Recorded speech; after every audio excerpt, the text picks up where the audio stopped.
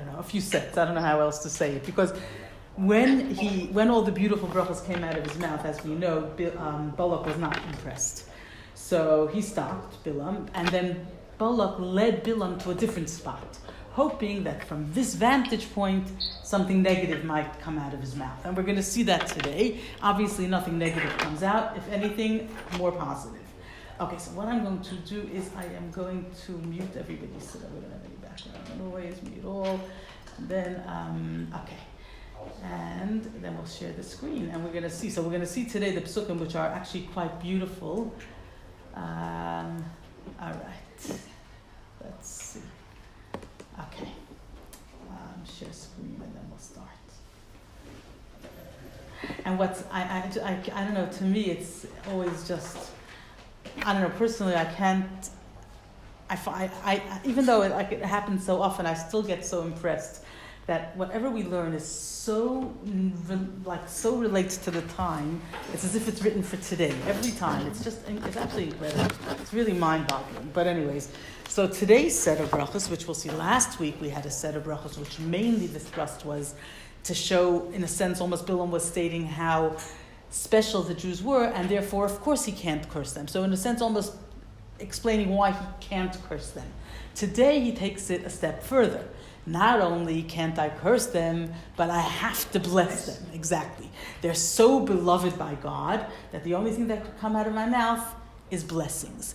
And also what we find from today, and this is we'll see with underlying theme, is that Hashem tells through Bilam's mouth that the Jewish people should know, they should be certain, they should be aware, they should be certain, and they should be assured that they will enter the land of Israel and that the land of Israel belongs to them. Even though in this few psukim, it doesn't say the words the land of Israel, but we're going to see how the commentaries find that that is a very big part of the message of this set of the brachos. So we'll see in a minute. Okay, so let's look inside. So if you look at your sheets in front of you, last week, as we say, we did the first set, and now we're just going to see Pasuk Yud Aleph. So it's chapter 23, Perek Chav Gimel, and it's Pasuk Yud Aleph, verse 11. Okay, sorry, I just have to make this small so we can see everybody here. I don't know what this thing is here. Yeah, sorry. I can't X this. Okay, it doesn't matter. Okay. Vatihi acharisi. Okay, so he says, Vayomer Balak el Bilam. So verse 11.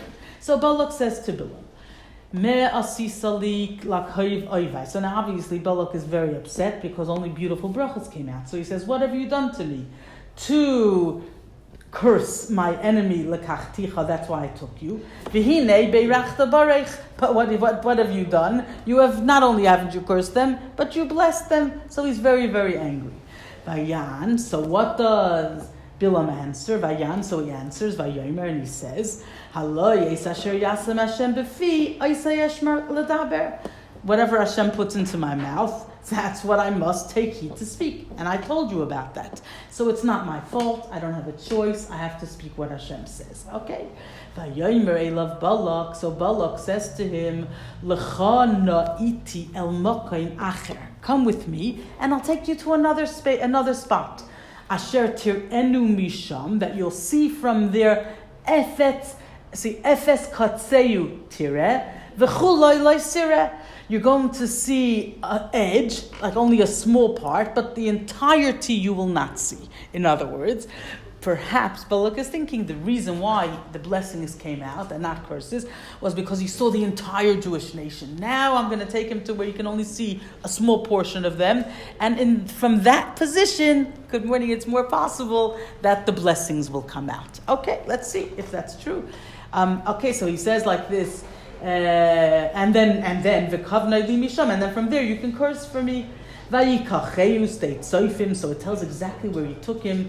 He took him to the field of lookouts, like, how had Sofim, we call in Israel. Sofim is where you can see. So interesting, what is Sofim? Sofim is a lookout which is made usually for somebody to observe, perhaps if enemies are coming, to keep guard, to watch. And as he says over here, so he took him to such a position where he would be able to have a very clear view of the Jewish people. Obviously, he wants only a partial view, but a clear view. And then what does he do there? Vayiven Shiva Mizbechais, the same thing. He builds 7 altars, Vayal Par Va'ayel B'Mizbeach, and he brings up a bull and a ram on each of the altars. Just want to see in Rashi, we said, also interesting. If you look at the bottom where it says Rosh HaPiska, the top of the peak, Bilam Loi Haya Kaisem Kibalak, we said each one had their strength. So Bilam wasn't even as great a sorcerer as Balak was. What Bilam was maybe a better prophet in a sense, but he wasn't a great sorcerer. Now what does Balak know? So what does Balak see with his sorcery? Sha'asida pirza li paretz b'Yisrael misham. That a rupture would develop in Israel's strength from there. In other words, something negative is going to come out. What was it? Shesham meis Moshe. It was from there that Moshe Rabbeinu passed away. And Kisover, and he was under the impression Shesham Tochel Aleim Haklala, that there is where the curse would take effect upon them. V'zuhir hapirtza shani raya, and that's the rupture that I see. In other words, he didn't know what the negative thing was, so he thought maybe this is the negative thing, but he didn't realize the negative thing that he sees is that Moshe will pass away. But the commentaries say that even that wasn't. He sees, but he doesn't even know what he's seeing. Meaning that although it's true that when Moshe Rabbeinu passes away, it's terrible for the Jewish people, and it does cause a lack of leadership and a certain lack of clarity. But we know, and this is part of this set of brachas, that the Jewish people are always assured that they will be taken care of by God, and that if one leader passes away, there is another leader, there's more inspiration, and that the Jewish people are not dependent on Moshe to keep their connection to Hashem in that sense. So in other words, even when Moshe passes away, what happens? Yeshua takes over. Not only does he take over, he's the one that actually leads them into the land of Israel, conquers the land of Israel for them. And for Yeshua, we have the incredible miracle that we all know, that the sun stood in Givain, right? And the day was longer, so he was able to win the war. And not only that, but Yerichai, and that's also hinted to, we'll see that they blew those trumpets and the walls of Yerichai come crashing down. So everything you see isn't even what you think you're seeing. In other words, even it looks negative, and perhaps if we were an ordinary nation, it would be disastrous. But you don't get it because we are different to everybody else. Okay, so this is a very powerful thing that runs through the entire beautiful bracha. Okay, we'll go on to the next pasuk. Says of Vayomer el Balak. So he says to Balak. So we go to the next page. Hisyatsev koi, and look at these words exactly. Stand koi. Koi is just here, but we know that word koi because we have it often. Okay, we'll see in a minute. Al oilasecha, by your burnt offering. V'anaychi ikarei kai, and I will be happened upon there. As we know, happened upon because he knows that he doesn't have the same level of connection as the Jewish leaders. He only gets a happenstance meeting with God. As we said, it's a much more degrading form. It's a much less honorable form. It's like a mikra, like a coincidence almost, even though there's no such thing as coincidence, as we know. But to him, it's like almost Hashem just happens to meet him. But nevertheless, look what he says here. In this pasuk, you have 2 times the word koi, right? 2 times. I want to just show you something. On your booklet that you have next to you, there's 2 booklets, right? So the second booklet, the one with the commentaries, so if you look at, show you which one. Yeah, actually the first one. This time it's in order. So on the booklet with the commentaries, you see there's numbers. I made it as clear as I go. It says number 1. Do you see that one? It says number 1. That's the Rabbeinu Bechai. So he says something very interesting. The Rabbeinu Bechai says, sorry about that. I'll scroll and we'll it. Okay, here. He says beautifully. He says, Hisyatsev kai alasecha v'anoichi yikarei kai Omar Bilam. So Bilam says, Hi ne Yisrael nishanin bischus hakarbanis. So the Jewish people are supported in the merit of the sacrifices. Mima sheivtiach HaKadosh Baruch Hu Avram, that which Hashem promised Avram. Kai yihye zaracha. What did Hashem say to Avram? He used those words, so shall be your descendants. Do you remember? And he said, look up and the stars and there'll be so many. And what's the other thing that supports them? V'heim nish'anim b'schus birchas kayanim. What else is something that gives us constant support? The blessings of and we go, so we're so careful to try to go to shul on Yom Tov to get these beautiful brachas, and we say it every day in the morning. Koi sivarchu es b'nei Yisrael, right? So you shall bless the Jewish people. So what do we have here? We have two kois. And that's what he says. V'chein amar Moshe keneged melech Edom koi amar achicha Yisrael. So shall I say to your brother Israel. So that's what this pasuk is referring to. Bilam, as we know, he thinks he's very smart, as we see now with everybody. They think they know. They know, but they don't know. So he knows, he's aware that the Jewish people have special blessings. So he says they have two kois that stand them instead. One is the koi yezaracha, the blessing to Avraham. One is the blessing that we get constantly from the Kohanim. So I'll tell you what Bilam says. Let's arrange something. You stand in this spot, koi. I'll stand in this spot, koi. In other words, I will try to undermine this kai, you will try to undermine this kai, and together we'll make sure that the Jewish people do not get their blessings. Now, obviously, they must have a plan how they're going to undermine it, and we'll see from what they say, you can read what they wanted to say. So what Bilam will say here is that Hashem doesn't see the iniquity, the sins of Yaakov.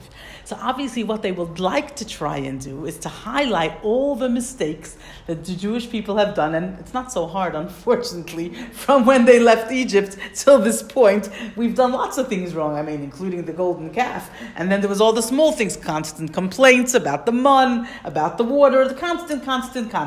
So they say, we'll just remind Hashem, about all the mistakes that they made. So you stand here and go against this guy, you stand here, go against this guy, and together we'll wipe out any schus, any merits that they have. Obviously, it doesn't work. But you see how much effort they're putting in to try and eradicate and to get rid of the Jewish people. They're just trying to cover all bases. But as we see, the most beautiful part is that Hashem is 2 steps ahead. Like Hashem knows it's not going to work. Because as we can see, and we'll see why. So let's continue now. We'll go back into the psukim. Let's see. Okay. And that's also why they bring these sacrifices here also, to try and eradicate the special brachas from it. Okay. So now we are, so now let's do Pasuk Tes Zayin, 16. Vayakar Hashem el Bilam. Again, Vayikar. You see that word? Again, he happened. Hashem, not Vayikra, like he says to an honorable prophet, Hashem called. Rather, he happened. So Hashem happened upon Bilam. Vayosem davar befiv, and he says he puts something into his mouth. Vayomer, and he says, Shuv el Balak v'chos sedaber, go back to Balak, and so you shall say. Why does it say Vayosem davar befiv? And he put words into his mouth. It's extra. He could have just said, go back to Balak and say what I'm going to tell you to say. What are those words showing us? So let's see, Rashi tells us. Vayasam davar befiv. So Rashi says, Umahi hasima hazais. And what is this nature of this pudding? Umah chaser hamikra ba'amray. And what would the verse have been lacking had it said Shuvel Balak v'chos sedaber, go back to Balak and so you shall say, without mentioning that Hashem put something into Bilam's mouth? Rather, what is it telling us? When Bilam heard that he's not permitted to curse, right? He knew. Hashem told him again, forget about it. You're not cursing. So what does he want to do? He says, why am I going back to Balak just to pain him? So Hashem put for him resen v'chaka befiv. It's interesting. He put literally a bridle and a hook into his mouth. Ka'adam hapaikeas behemoth, like a man who pricks the mouth of an animal b'chaka with a hook. And what does he do to him? And he leads him where he wants him to go. In other words, he says to Bilam, now you have no more choice. You wanted to do this, you're going to finish it to the end. You think now you can walk away? It's not going to work. You're going to say what I'm putting into your mouth. And that's why Hashem says, Amar le, Hashem says to him, Al karchach, against your will, Tashuv el Balak, you will go back to Balak. You intended negative and you will complete the negative, but it will be positive. Too bad. Okay, so what happens now? Vayavai Elav. And he comes near him, and what happens? V'hinai nitzav alei lasai. So he's standing near his sacrifice. And then look, interesting, it says, V'sorei Mayav Itai, and the officers of Mayav were with him. See, if we would have read it all together now, we would have remembered, good morning, Jenny, we would have remembered V'sorei Mayav means, and the officers of Mayav. In the other set, it said, V'chol Sorei Mayav. And all of, I think there is one there, but you know what, it's missing one. I don't know why. I don't know what happened with the copies, but, I'm sorry. All right. So sorry. I made more, but anyway, it's not okay. We're going to get to that booklet in a minute again. But he says it doesn't say v'chol sarim Mayav, all of the officers of Mayav, which it said in the first set. Why? Because when Bilam said that first set, and what came out of his mouth? Blessings and not curses. So a lot of the people gave up on him and they left. So here we're left with just a few. Again, it's showing, it's like the honor is going down, less and less and less. Bilam is standing there, ready to, shoot out these words, and there's less people standing there. Okay, let's continue. And then what happens? And now, Vayomer loy Balak, and Balak says to him, Ma diber Hashem, what did Hashem say? So it sounds like he's just asking, but the way the Midrashim tell us, Rashi says, he's saying it in a very demeaning, derogatory way. In other words, he's saying to him, I know that you can't say what you want to say.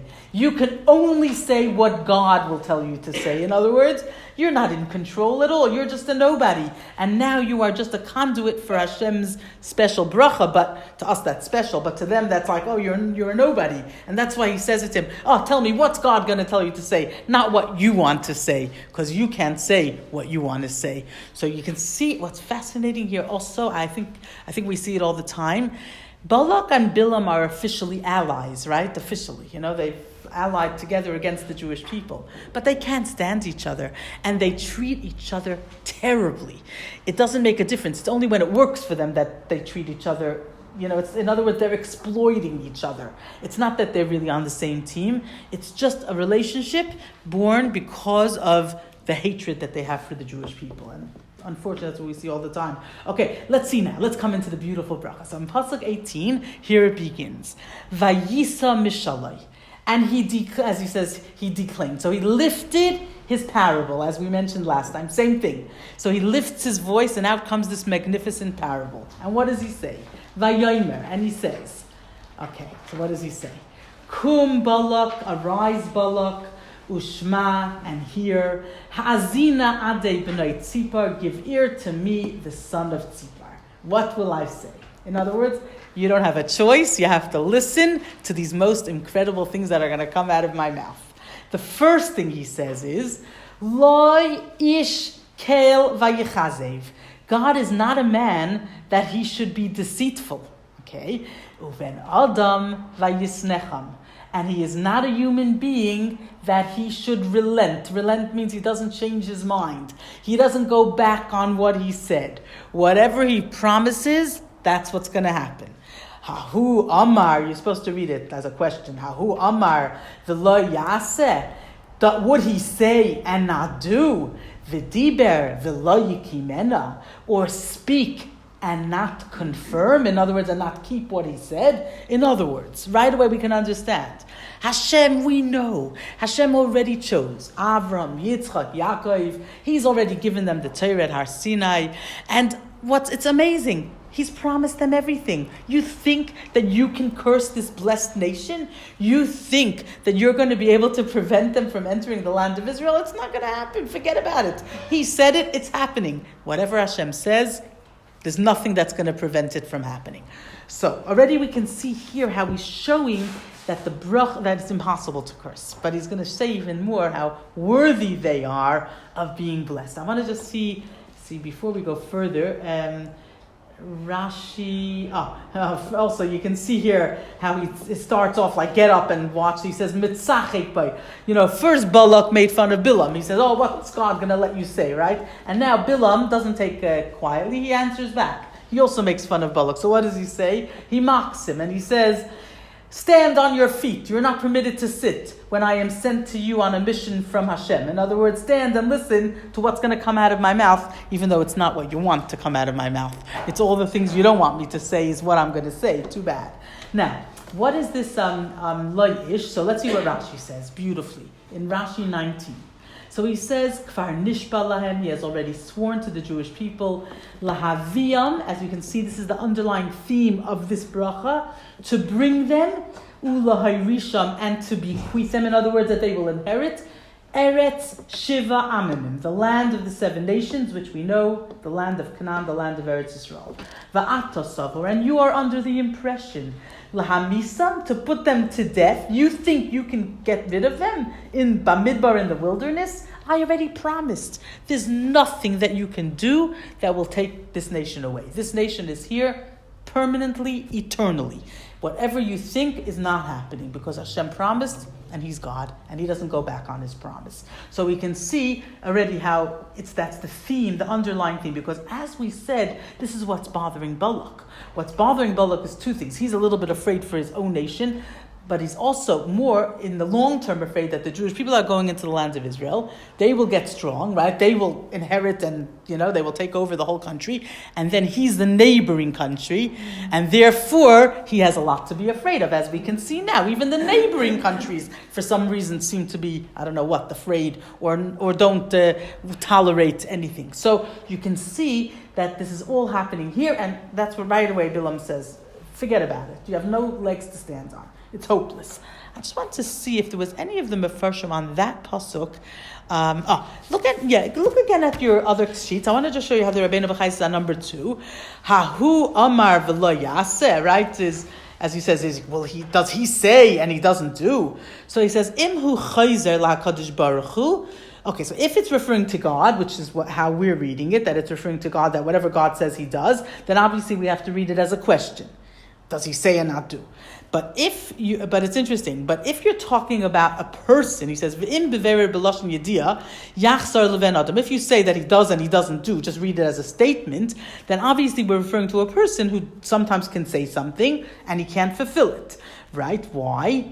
Because a person doesn't always control all of the unfolding events. Therefore, even if a person has good intention or bad intention, but they can't always fulfill their intention. So you can see whichever way you're going to read it, it shows that the Jewish people here should feel and can feel very secure, and you, the enemy of the Jewish people, have nothing to stand on. So that's another way to put it. But also, I want to show you something absolutely mind-boggling. Look at number 3. And it says, this is from the Rabbeinu B'chai. Now, the Rabbeinu B'chai should have looked up. I think he lived in the 1200s. Okay, so that's to put in context. Just as we know in history, Muhammad was in the 600s. Is that right? I think so. 600s. Does that make sense? Something in that time. Yeah? Look what he says. Midrash, it says in the Midrash, Lo ish kel vayichazev. Lefi shetzafa Bilam. So Bilam has prophecy. And what does he see? She'asid Adam Echad. It gives you the chills when you read it. That a person in the future will stand up. Okay, so now this is said a lot before. Right? Bilam, we're talking about in the year, I don't know what year it is in the English. It's before the Jewish people even enter the land of Israel, before the first temple is built, which is like about 500 years before the Common Era. So you're talking 1,000 years before Muhammad. That's about 1,000 years, okay? That's when Bilam sees this prophecy. And what does Bilam see? He sees a human being that's going to stand up. And look what he puts in parentheses. B'yishmol, which means Muhammad. That's what he's referring to. Lahatais es ha'olam, to take the world and literally make them stray. Make them make lots of mistakes. Turn them away from God. Why? Because interestingly, at that time there was a lot of paganism still. There was Christianity. which had taken some people away from paganism, but a lot of the people were still pagans where Muhammad was in that part of the world. But nevertheless, he didn't put them onto one God. He put them onto, a mistaken kind of God. One God, but a mistaken. His version of what one God is. So you can see it's interesting. So some Mefarshim say something interesting. They say that when the Rabbeinu Bachai, again, so putting in context, this is the Rabbeinu Bachai writing this in the 1200s. He lived in Spain. And when he wrote this, so he could have been referring to Muhammad, but he could have also been referring to Christianity. But if he would have written that, he would have been finished. He couldn't have put that into his book. So he could only put this. So whichever one it is, it's with whichever prophet it is whatever, the one that took the world and led them all astray. And unfortunately caused a lot of disaster for us. But fascinating how this is the prophecy that Bilam is already seeing, and that will cause untold suffering to the Jewish people. Amazing already then. Okay, so and then he says Lo ish kel vayichazev b'toiva. That's in the good way, that Hashem is not a person that he makes mistakes, so to speak, or that he goes back on his word and he doesn't lie. But he says aval kashu aimer. But he says something very beautiful. See, Hashem, whatever he says, he keeps, as we said, right? He's not a liar. I don't think we didn't read that pasuk yet, right? What's the next pasuk? Is it? Just see something. I have a feeling it's the next words. Yeah, it's the next words, I think. So, no, it's these words. Okay, I want to show you something interesting. Because we say God is not a man that he should be deceitful, which means he doesn't lie, right? But, we have a fascinating thing in Yiddishkeit, that Hashem promises certain things, and we say that whatever Hashem promises, he's going to keep. Sometimes we say Hashem is honest, but he's not punctual. So sometimes it takes a little bit of time. Okay, but there is an interesting thing that it says, that when, like for example, a prophet, it says in the name of God that something good will happen. So our belief system is that whatever good prophecies has been said has to come true. No question about it. But if there is a negative prophecy, it doesn't have to come true. Why? And that doesn't make him a false prophet. Why? Because what do we believe in as Jews? There's always an opportunity to do tshuva. And therefore, the negative doesn't have to happen. So when it comes to something positive, Hashem keeps his word no matter what. It's, how do you say it? It's not dependent, it's unconditional. But if it's a negative prophecy, it's conditional. It's conditional if we deserve it when the time comes for it to take place. So that's why you can see over here, it says, Lo yishkel vayichazev. So he is not a man that he should be deceitful, nor a human being that he should relent. But he does relent if we do good. Very interesting with a human being sometimes. Unfortunately, we find it quite difficult if somebody has wronged us to forgive entirely. We try, and that's what we all aspire to, but there's always a bit of a remnant of something, whereas with Hashem, it doesn't work that way. He's not like a human being. And to him, if we do tshuva, it's as if we haven't done the wrong at all. It's not just that it's erased and there's a little mark there, and it's damaged. Erase a paper and you can see it. There's no mark left. Sometimes we explain, and Tanya explains beautifully, that when we do tshuva, we connect even closer. Like the example given of a rope. If you tear a rope, right? So then you retie it, and now you have to retie it. So some people say, well, if you retie it, so it's a little bit less strong. But no, if you think about it, now that you've retied the rope, the two ends of the rope are now closer together. So we come closer to Hashem when we have made a mistake and we have done tshuva. Now we come even closer. It's even a closer bond. So you can see here, it's very beautiful how he says. And then he says, of course, he keeps his word, right? Is it possible Hashem? He never says something and he doesn't keep it. Okay, then he goes on and he says, V'hinei barech lakachti, behold, to bless I have received, right? That's what Bilam is saying. Hashem has given me blessings to say. Uveirach v'lo yashivena. So he has blessed and I shall not retract it. I can't retract it. I don't have a choice. It's only going to be blessings that come out of my mouth. And the next bracha is one of the most beautiful ones. I mean, they're all beautiful, but this one is something which has stood us throughout. He says, Lo yihibit ovein b'Yaakov. So there's a few ways to understand this. This is Pasuk Chaf Aleph. He perceived no iniquity, which means no sin, right, in Yaakov. perceived means he doesn't see sin in Yaakov. V'lo ra'a amal b'Yisrael, and saw again no perversity. So again, he doesn't see anything wrong in the Jewish people. Just want to finish the pasuk and we'll go back to understand it. Hashem Elokav imay, Hashem, his God, is with him. Utruas melech by, such magnificent words. And the friendship, the word trua here, we think of a shofar, and it does also mean that. But trua comes from the word reyos. You know, rei, like we say, v'yahavta l'rei'acha kamecha, or in the song we always sing, it's in one of the Sheva brachas, ava v'achva shalom v'reyos. Reyos is friendship, and it's even but it's a deep friendship. It's a friendship with love. So you can see here what he says. He says that the friendship, meaning the love of the king, is with him, which means that the love of Hashem is always with us. It's impossible to curse them. And not only impossible to curse them, of course it's only possible to bless a people who the king loves. And not only does he love, but how did he start the pasuk? What doesn't Hashem see? He doesn't see any mistakes in us. What does that mean? What does that mean? It's like, it's a simple thing we can understand before we even go deeper. It's like a parent, when the parent comes to parent-teacher conferences and the teacher wants to say something. Nowadays they're trained how you have to say it so nicely, otherwise. But in the old days they would say it how it was. But a parent always, my child is perfect, doesn't see anything wrong. I mean, obviously we do, but to a parent, the child does no fault. That's what we say. It doesn't matter. Lo hibit. It says Hashem doesn't look for the sin. Even when we do sins, He doesn't look. He looks away. He sees it differently. He sees it colored. So even when a parent does see their child making a mistake, they don't see it the same way as another person. It's always, thank God, a little bit colored, right? Because we love them. So it's colored. It's, it's a lot more palatable. It's a lot more takeable.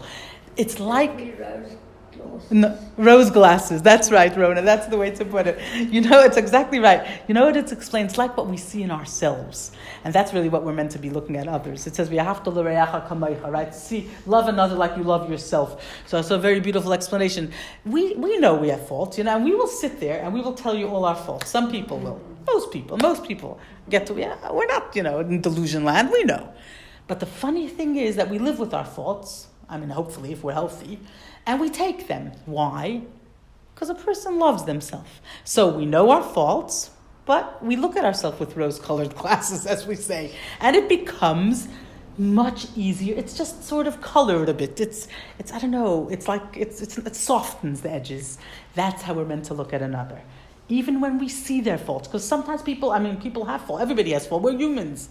But we're meant to see them first with the love. And then when we see them with the love, the faults just they don't stand out as much.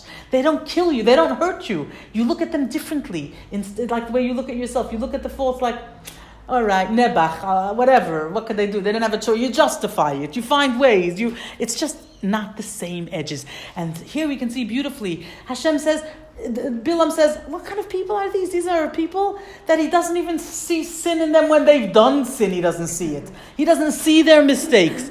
How can I possibly curse them? That's one way to look at it. There are other ways. I'm going to see in a minute. Because the fact is, we do make lots of mistakes. Okay, I want to show you. So he says, let's just see how Rashi says, 21 Rashi, Lo hi b'tavim b'Yaakov. So first of all, he says we have to understand it like the Targum. So I want to show you. The Targum is Targum Unkel. So if you look on the bottom, in number 12, it says, I have looked. And that's how the Targum, as we just explained it. And there are no idolaters amongst the house of Jacob, and also no doers of dishonest labor in Israel. What does it mean? There's no. Of course there is, but he doesn't see them. They don't even exist. So there's two ways to explain this. Either truth is they're such a good nation, they don't make mistakes, or even if they do, I don't see it. Let's see how Rashi says. So Rashi says davar acher, or another explanation. But this is the way we're saying it now, really. So really the truth is like this, that the uncle is saying it the other way. The uncle is saying, really, they're perfect. Oh, so now, what page is it? It is page number 295 on the bottom, and we're going to start 296. So we'll see. He says, Acharei pshuta hu nidrash midrashna. So he says the truth is that there's another way. The Medrash explains. Hashem doesn't look at the sin that Yaakov actually has. So this is on page 296. He says, for when they violate his words, he's not meticulous with them, to meditate. So he doesn't look very carefully and scrutinize. To see their falsity and their perversity, that they violate his laws. So even if he's aware, he sort of looks at it, as we can say, from a distance. It's like he glosses it, makes it glossy, and it's not so bad, and it's not so this, and therefore there's no harsh punishments coming, because, as we started, he loves them, and the love is not taken away. It's unconditional love. So this is something very, very powerful, as he says. I just want to see Hashem Elikav Imai, right? Hashem, his God is with him. Afilu machisim, even when they cause anger and they rebel, it says. So we see, even when they do terrible things, he says Einoi zaz mitaichan. So here he says something even more. So if we do small sins, Hashem could sort of overlook it, right? Or sometimes he can mitigate or whatever, find justifications or whatever. But even if it's something big and we really do rebel against Hashem, he says, why can't I curse them? Because he doesn't move from their midst. Hashem is with us in all times, in all places, in all circumstances, which means no matter what level we're on. And this means that they always have the security of Hashem with them, whether they deserve it or not. And this is a very powerful thing. And then he says, Utruas melech, as we explained. So one thing is Lashon chiba v'reyus, as he says, dearness, love, and friendship, which is, and he brings other psukim which shows that the word reyus is to do with love and friendship. He says, Reya David, he who loves David. That's a pasuk that shows us. And Mir'ehu, and he gave her to his friend. And he says, Ushchinas malkain beinei, and that's how the Targum explains. And the Shechina, the imminent presence of the king, is among them. So that's one way to explain it. I want to go to see, there's other commentaries before we go further. Let me just see. See if there's one here. Oh, I want to show you something very nice. In number 7. Look at number 7 at your sheets. He says, V'yesh mefarshim. So he says, some people explain, Eimasai Hashem elikavim. When is Hashem with us? Kishetruas melech bai. Kisheyesh bahem dveikusim hamelech. When we are cleaving to Hashem, meaning when we love Hashem. So it means both things. Hashem loves us, but the truth is that when is Hashem's presence more felt? When we love Hashem. So when we love Hashem, it becomes revealed, the relationship. And that's why he says, Reyus ki az yelamayla min amazolas, then our whole and way we operate are higher than the constellations, means supernaturally. So when we cleave to Hashem, then we receive a treatment which is supernatural. And then also we say in the number 8, he says, Lafishi Yetzias Mitzrayim. So he says Hashem is with us, right? Like the friendship of the king. So when Hashem took us out of Mitzrayim, Haisa B'Kayach Gadol, it was with, like as we say, with a big strength, and Biyat Chazaka, with a strong arm. V'hu Dvar Moshe, this is what Moshe Rabbeinu said, Asher Haitzeisa Me'eretz Mitzrayim B'Kayach Gadol U'Biyat Chazaka, took you out of Egypt with great strength, and as we say, L'kach Hizkir Kan Hashem Elekavim. That's why he mentions here that Hashem is with them. What does that mean? Hashem Elikav. He's using the two names of God, which is Hashem Shehu Elikav, God who is God. What does Elikav mean? We always say Elikim means strength. That's what it is, because it's Gvura. Gvura means strength. So God, as we say, is this great strength, which gives us incredible security, that sense of security. So it's a God of love, but the God also of great strength, which means, in this case, it means a God that will be there to defend us against anything that is dangerous, that's harming us. So very, very, I wanted to show you, there's another beautiful one. Let me see which one it is here. On the next page, I want to find it, because a very beautiful one with Reyos, we say, there's other ones of Amal, but before we go to that one, I'll just finish. I'll show you number 15. Look, I want to show you something in number 15. I know it's a small little one, the Sfarnu. It says, Utruas melech bai. It's in this second booklet. So if you turn the page in this other booklet, there's numbers. I made it so we can find it. And there's a number 15. This booklet that starts looking like this has numbers. Right. Yeah. So if you go turn the page, and you'll see there's a number 15 on the next page. So it says like this. V'truas melech bai. Bin saya ha'machanos. Heim taikim trua bin saya ha'mishkan. Do you know that when the Jewish people traveled through the desert, they had a very interesting thing that they used to do. Every time they would travel, there were different things that told them that it was time to travel. Remember, we learned about this. So some of the things was that the clouds lifted up. But what was the other thing they used to do? They'd actually blow the shofar. It's interesting. And they blew specifically a trua sound, which is, as we're talking about here, the trua sound of the shofar. This is what this was, a special trumpets that they had. And he says, and what was the idea? And look, this Sforno says 3 words, but very powerful. L'simcha sheyagilu b'malkam. The idea of the blowing of the trumpets was to bring them into a state of joy, and what kind of joy? That they should be rejoicing with their king. And that's what he's referring to here. So, the word trua here is reyus, friendship.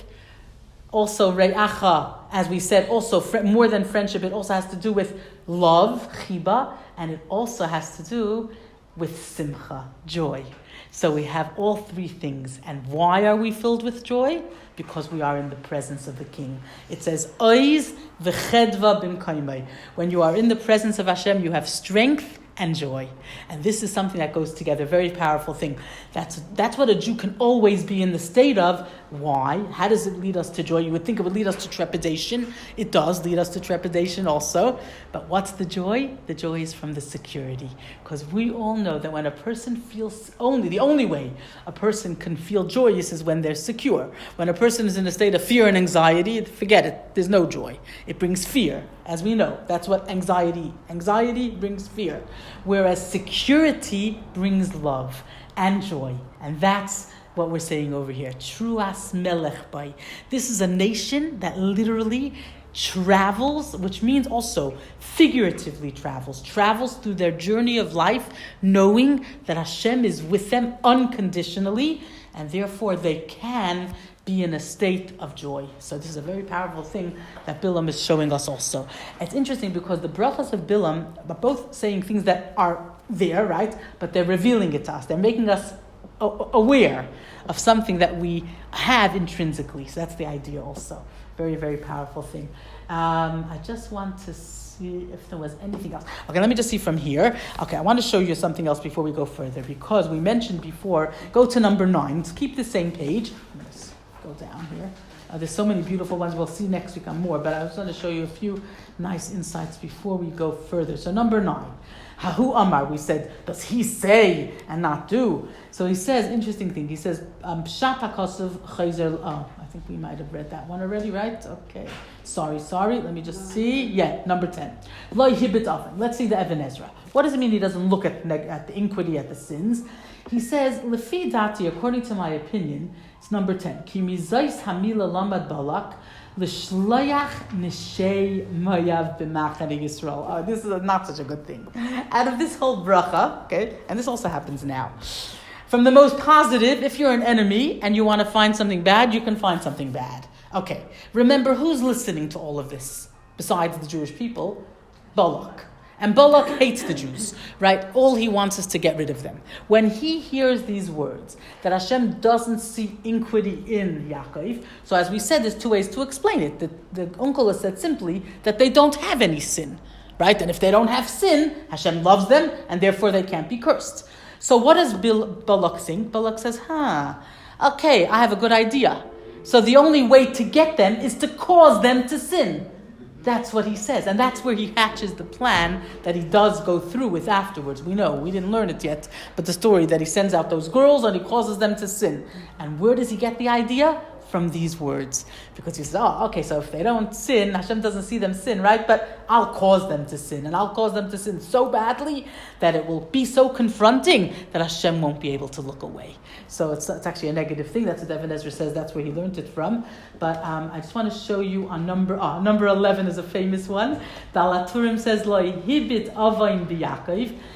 I don't see sin in Yaakov. So he says, She'ein oisiyos Ches and Tes b'shmeisam shel shvatim. If you look at the names of all of the tribes, Reuven, Shimon, Levi, Yehuda, it has all the letters of the Aleph Beis except for two. There's no Ches and there's no Tes. Ches and Tes make the word Chet, sin. There's no sin in Yaakov. Fascinating. Such an interesting thing. Okay, obviously representing something, but yeah, what? It's a beautiful one. Okay. Never thought about it. No, he takes the Balaturim to help us think about it. Okay. Let me just see. Even he said, the Rashbam says in Isaiah, Loi Hibit, he doesn't look at the sin of Yaakov. So what does that mean? He says, what does it mean he doesn't look at? It means he doesn't want to punish them even when they sin. It's like a parent.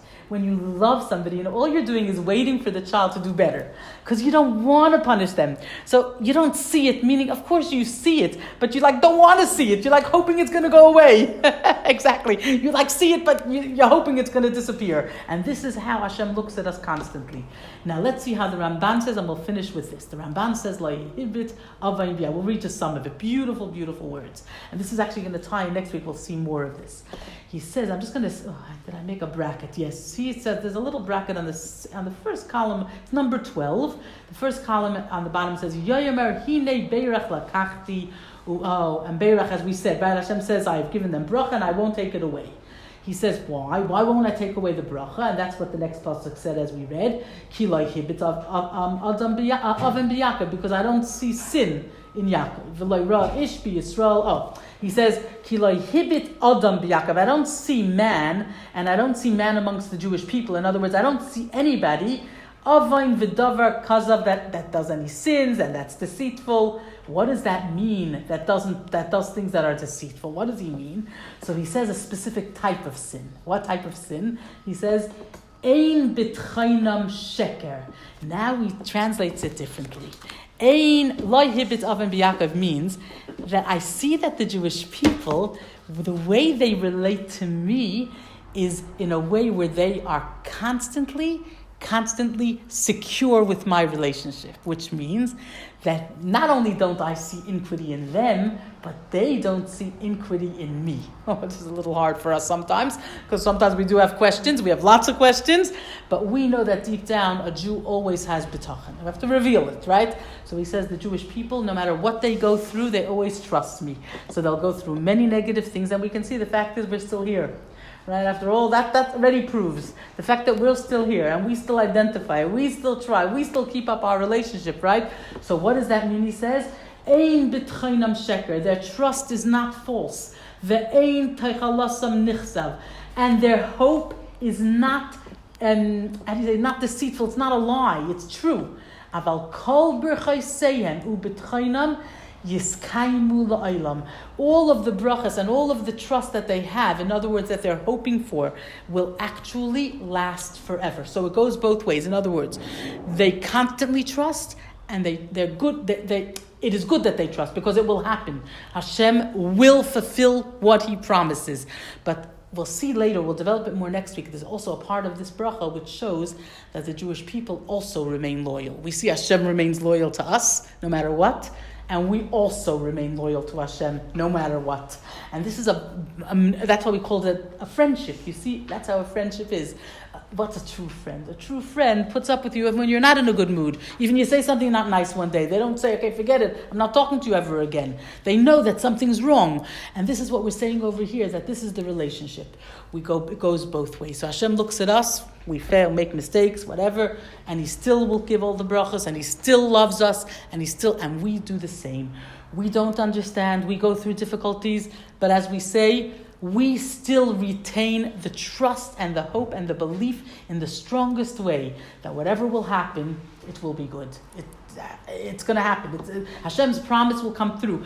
And as we're talking about underneath, what is the real promise of this bracha? that he is definitely taking us into the land of Israel, and it is our land. This is, as we said, this is the theme of this bracha. We're going to see it more next week, how it comes through, but this is the theme, and as we say, that obviously what we're talking about is that he is bringing Mashiach, which will come in a more revealed way in the next set of brachas, and the last one even more, but that he will bring Mashiach so that the land of Israel will be ours in a way where nobody can question it, where it will be really, in a sense, unconditionally, unquestionably, and in a peaceful, magnificent way. And that's really what we are all hoping for. I'm just wondering if there's any. I can do one more orally, because it's in 1 more minute. I'll just tell you orally, the Orach Chaim says beautifully, Lo hibit avim b'Yaakov. That's number 13 and 14. He says that the truth is that when a person does a sin, the truth is we know that spiritually speaking, this is the problem. It's like, the example that's given is if somebody has a white garment, and let's say you have a beautiful white garment and you pour, wine on it from Kiddush, it spills, or especially if you have some pomegranate. But that's actually not a good example, because that you'll never get out. But if you just stain it with a little bit of something, you put it through the wash, you use the best, nappy sand, whatever, the best kind, any kind of detergent. But nevertheless, if somebody has good eyes, at the end of the day, you can still see that there was a stain there, right? That's the fact. So technically speaking, when a person does something that's a sin, so we always think of a sin as just not following Hashem's command, but it's not that. What we're doing is we're engaging. When we do a sin, it means that we are doing something that is engaging with the opposite forces, right? With forces which hide godliness, which causes a stain on our beautiful white neshama. So the fact is that what should happen is we should be able to do tshuva because Hashem promised us, but there should remain something. So the Orach Chaim says here, this shows us something, this is a miracle, but Hashem gives us a gift, that even when we make mistakes, it doesn't leave a permanent stain. Even when we do something that's really not good, if we do a proper tshuva, we do have the best detergent, and our relationship, as we said, is not only not stained, but it can even become closer and even deeper and even more beautiful than it was originally. And that's what the Orach Chaim HaKadosh says, that the Begam doesn't remain, the negativity doesn't stick. And that's what it means. He doesn't see Avaim, any sin, iniquity on Yaakov. It's not permanent. The only thing that's permanent is good. Bad is not permanent. That's another big thing, just to end off, fascinating, we talk about many times the concept of Gilgulim, that we come back, reincarnation of a neshama. So sometimes people will think, well, if I have a previous neshama, maybe I'm bringing all the negativity, I'm starting with... So we say that the only thing that's eternal is good. What we have is the help from the neshama that came before, our neshama that came into this world before. But the negative things that they did, that we don't inherit. So sometimes, obviously, we have to go through certain journeys to do things that they didn't do. In other words, opportunities that they might have missed. But we're not carrying the negativity from the past. That's, as Jews, we don't believe in that. Because the only thing that's eternal is good. Negativity and bad is temporary. And that definitely gets wiped away. So that's a very important thing for us to remember. For us to always remember and always be to be sure of, as we say, to give us that sense of bitachon, both in our, bitachon is also in ourselves that we can. Okay, we're going to stop over here for